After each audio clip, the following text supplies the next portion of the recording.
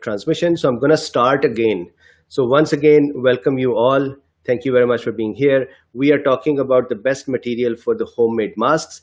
The question that had come up was from my yesterday's video where people said that you have talked about the surgical masks, but these are not available. So if they are not available, what can we do from the material at home? So considering that, I am doing this second video. So first of all, let's look at the study which I will be referring. There was a study done, thank you. There was a study done in 2008 by Davies et al. And they had done this study for the protection for the influenza pandemic protection. And what they had done was they had used various materials that are present in the home, for example, scarves, 100% cotton t-shirts, antimicrobial pillowcases, and the dish towel or the tea towels as they are called in the UK. So I'm going to show you those here. So this is the tea dish towel. I'm here in the US. We call them kitchen towels or dish towels. So this is one. I have the blended t-shirt. So this is 60% cotton and the rest is polyester. And this is a 100% cotton t-shirt. So I have various materials. I do not have an antimicrobial pillowcase here. I do have that on my pillow, but it's not here. So with this, I wanted to make sure that we have the best material available to us if we cannot have a surgical mask available. The people who did this study, they said that it is a last resort. It is not to be used as a personal protective equipment as a regular case, but if you have nothing else available, then you can use one of these materials. So hi from the USA. Thank you very much for joining from Australia. So the best material, what they did was, let me show you the efficiency that they found. So look here with me. What they found was that, look at this surgical mask is 96% efficient in protecting the droplet transmission outwards. This is not the inward transmission. It is you transmitting the droplet outward. And the size of the particle that they tested was, the smallest they tested was 0.25 nanometer, which is, which is 3 times smaller than the coronavirus. Coronavirus is about 90 to 110 nanometer, and they had tried 25 nanometer, not 0.25, 25 nanometers. So they show that over here. They tried with 2 bacteria. One is bacillus atropheus, which is a little larger one, and then the other one is the bacteriophage MS2, which is 23 nanometer. And look at the results. What they saw was surgical mask could stop the transmission from you to others, you who is wearing the mask, from you to other. About 96% of the virus transmission was stopped. So imagine if we have someone around us who is sick and we do not know they are sick, or they do not know they are sick and they think that they're just seasonal allergies or something. At least if they're wearing the mask, there is 96% protection available from a surgical mask. Then if you don't have a surgical mask, then look at this, the tea towel, 83% efficiency. Then look at this, 100% cotton t-shirt, 69%, and mixed cotton t-shirt, 74%. Vacuum cleaner bag, 94%. So first is the surgical mask, about 97% efficiency in stopping the transmission of the virus. Number one. Number two, the vacuum cleaner bag. And vacuum cleaner bag is so difficult to breathe in that it is useless even when it is the similar amount of protection as a surgical mask. Then is the dish towel or the tea towel. This has about 83% protection of transmission, meaning me making you sick. 83% of the virus will be stuck here. Then is the blended t-shirt. And as you can see, blended t-shirt was how much? It was 74%. So if I have this blended t-shirt here, 74% protection was given by this. 100% t-shirt was 69%. So this is 69%.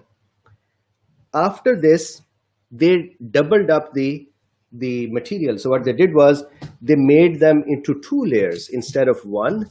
They doubled them up, and then they tried it, and they found out that the tea towel or dish towel or the kitchen towel goes up to 97%, just like the surgical mask. So this becomes as efficient as a surgical mask, but breathing is very difficult with this. So if I do this, you would see if I breathe hard, my glasses will become clouded.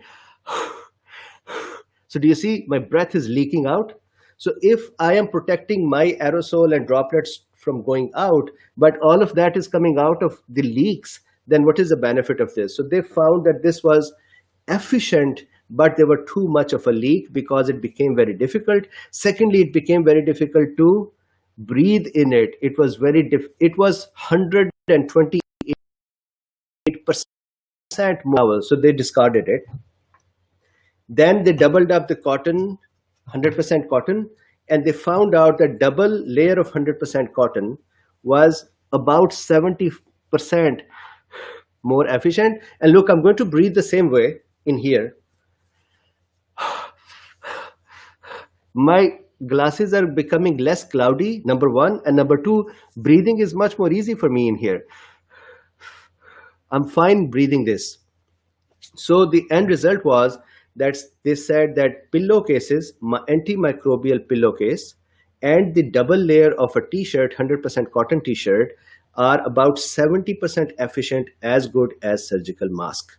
So that is what I wanted to make sure that you are aware. If you are going to be making a homemade mask, try to see 2 layers of 100% cotton t-shirt and use that to make the mask.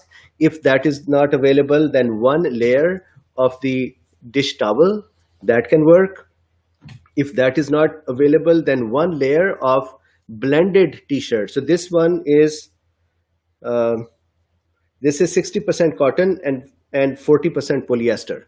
So 1 layer of this can give you 70% as well. The t-shirts, they preferred over the other material because t-shirts are a little elastic and so they can fit better. So I hope that this is clear. At the end, I want to show you how the surgical masks are made. So surgical masks are made by non-woven polypropylene fiber, which is created by melt blown technique. So what did I say? Non-woven. So it is not woven polypropylene fiber, which is created by melt blowing technique. So let me show you that technique. It is actually fun to see it. So I have a video here. So if you see in this video, this is, can you see the video, guys? This part here has the liquid polypropylene coming in it, and it is spraying that onto this drum or conveyor. And when it sprays it, and as the melted fibers cool down, they bond with each other. And on the other side, they have a roller with which they are picking it up. So check this video out. So this is the spray. This is becoming cool down. And here, the roller is picking up that cloth that is being formed. Do you see it?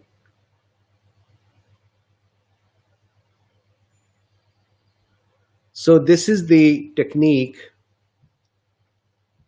This is the technique that they use to create surgical masks. So that is it for today. If you have to make something at home, a surgical mask for yourself, it is for the outward protection, then use a mixed blended cotton t-shirt. 1 ply is sufficient, or 1 ply of the tea towel is sufficient, or two plies or double layers of 100% cotton t-shirt. They said this was the best, or the antimicrobial pillowcase is the best. So if you do not have a 100% cotton t-shirt, use mixed one or use a tea towel.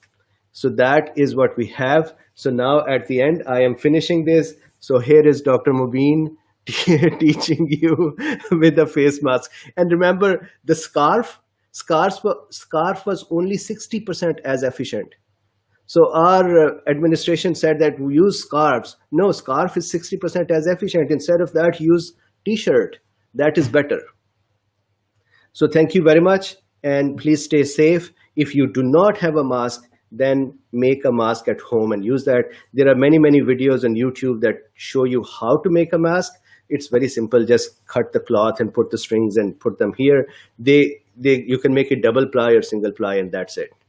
So thank you very much for your time today. I wanted to once again do vitamin C and D lecture, but instead people were asking me that how do we make the mask at home because surgical masks are not available. So I wanted to make sure that we talk about that as well.